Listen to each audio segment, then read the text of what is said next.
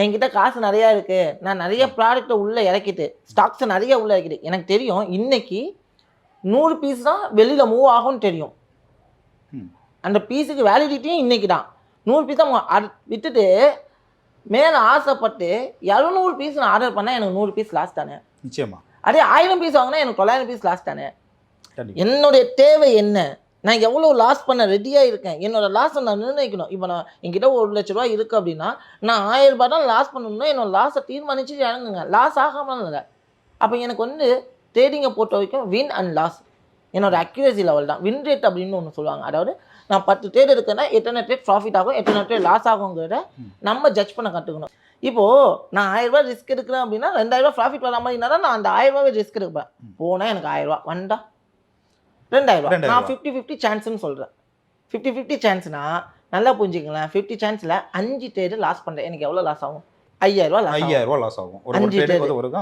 5 trade. ஏன்னா ஒரு trade நான் 1000 ரூபான்னு ரிஸ்க் எடுக்கிறேன், 5 ட்ரேடில் 5000 ரூபா லாஸ் ஆகும். அதே அடுத்த 5 ட்ரேட் ப்ராஃபிட் பண்ணேன், எனக்கு எவ்வளோ ப்ராஃபிட் வரும்?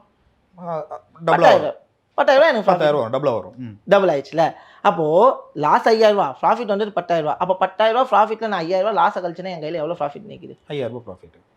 அதே நான் ஒரே ட்ரேடில் எல்லா கேபிட்டலையும் நான் போட்டு லாஸ் பண்ணினா மொத்தமாக போயிடும். அப்போது இந்த மாதிரி தான் ஒரு ப்ராப்பரான ரூலை ஃபாலோ பண்ணோம் அப்படின்னா இந்த பயம் கண்டிப்பாக இருக்காது. ஃபஸ்ட்டு நீங்கள் ரிஸ்க் மேனேஜ்மெண்ட் அதை ப்ராப்பராக யூட்டிலைஸ் பண்ண கற்றுக்குங்க. நான் ரிஸ்க் எடுக்க ரெடியாக இருக்குங்கிற மைண்டை ஃபிக்ஸ் பண்ணுங்க. ஆனால் நான் எவ்வளோ ரிஸ்க் எடுக்கணுங்கிறத ஃபிக்ஸ் பண்ணுங்க. கேபிட்டலை ப்ரொடெக்ட் பண்ணணும். அதுக்கு நான் என்ன ஸ்டெப் எடுக்கணும், இதெல்லாம் இருந்தால் தான் உங்களால் சர்வே பண்ண முடியும். ட்ரேடிங்கில் சர்வே பண்ணி நம்மளால் ஜேர்னி எடுக்க முடியும். இல்லை நான் ரிஸ்க்கெல்லாம் பற்றி யோசிக்கவே மாட்டேன், நான் ஒரே 1,00,000 ரூபா இன்வெஸ்ட் பண்ணுவோம், 10,00,000 ரூபா ப்ராஃபிட் வேணும்னா தலையில் துண்டு போட்டால் உட்காந்து அதை யாராலையுமே தடுக்க முடியாது. ஸோ இப்போ நீங்கள் ஒரு பிகினராக அவங்க இந்த இண்டஸ்ட்ரிக்குள்ளே உள்ளே வரும்போது ஸ்டார்டிங்லேயே வந்து இந்த ஐடியாவோட தான் வந்தீங்களா? ஓப்பனாக சொல்லட்டோமா, நான் இந்த இண்டஸ்ட்ரிக்குள்ளே வரும்போது ஒரு கேமுன்னு நினச்சி உள்ளே வந்தேன். சீரியஸாக சொன்னால் ட்ரேடிங்கிறது ஒரு கேமுன்னு நினச்சி உள்ளே வந்தேன். அப்போ என்னோடய சேவிங்ஸ் நான் மோர் தென் ஒரு 10 years பிஃபோர் நான் வந்து பார்த்தீங்கன்னா, ஸோ ஆக்சுவலி ரொம்பலாம் நான் வந்து ஹை கிளாஸ் ஃபேமிலியில் ஜஸ்ட் ஒரு நார்மலான ஒரு 10,000 சொல்லுவாங்க, அதில் தான் என்னோட ஜேர்னியே ஸ்டார்ட் ஆனது. அந்த மாதிரி போய் எனக்கு வந்து ஒரு 1000 ரூபாய் அங்கே ஒரு காசு வந்து எனக்கு ரொம்ப பெருசாக இருக்கும். இப்போ வேறு யூடியூப்பில் யதார்த்தமாக ஒரு வீடியோ பார்க்க போய் யதார்த்தமாக நான் டேட்டில் இன்வெஸ்ட் பண்ண போய் ஜஸ்ட் டெமோ பண்ண போனால் நிறைய ப்ராஃபிட் வர மாதிரி ஒரு பிம்பத்தை காமிச்சோன்னே நான் என்ன பண்ணேன், சரி என்ன மட்டும் ஏன்னா அப்போ நமக்கு மணி நீடட், வெரி வெரி நீடட். அதுதான் அப்போ நான் என்ன பண்ண 3000 ரூபா வச்சுருக்கோம், 3000 ரூபா வச்சு நல்லா மணி மேக் பண்ணி பார்ப்போம் அப்படின்னு சொல்லிட்டு ஒரு டெஸ்டிங்காக ஒரு 3000 ரூபா இன்வெஸ்ட் பண்ணேன் என்னோடய சேவிங்ஸை.